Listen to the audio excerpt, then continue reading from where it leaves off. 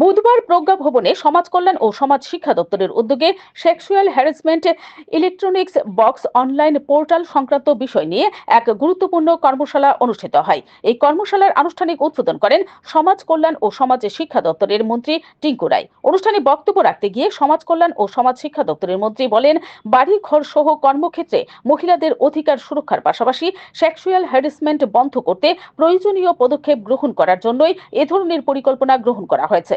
এ ধরনের প্রশিক্ষণ কর্মসূচিতে আরো অধিক সংখ্যায় মহিলাদের অংশগ্রহণ করার উপর গুরুত্ব আরোপ করেন দপ্তরের মন্ত্রী। তিনি বলেন, কর্মক্ষেত্রে মহিলারা যাতে অতি সহজেই তাদের মনের কথা খুলে বলতে পারেন, সেজন্য যাদের কাছে দায়িত্ব অর্পিত হবে তাদেরকেও মহিলা হলে সবচেয়ে বেশি সুবিধা হয়। কেননা পুরুষ কর্মীর কাছে মহিলারা তাদের সমস্ত বিষয় খুলে বলতে অসুবিধার সম্মুখীন হয়।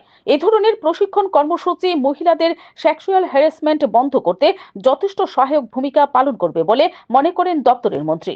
Bureau report, BTV Tripura news. যে উদ্দেশ্য নিয়ে আমরা আসলাম সেই উদ্দেশ্য কি করতে হবে। দেখুন, আজ মূলত বিষয় হলো যে মহিলারা যেন আত্মসম্মানের সঙ্গে স্বাভিমানের সঙ্গে তাদের কর্মস্থলে কর্ম করতে পারে, এটা নিয়ে মূলত আলোচনা। তাদের অধিকার সম্বন্ধে জানানো, তারা যেন তাদের অধিকারটা জানে।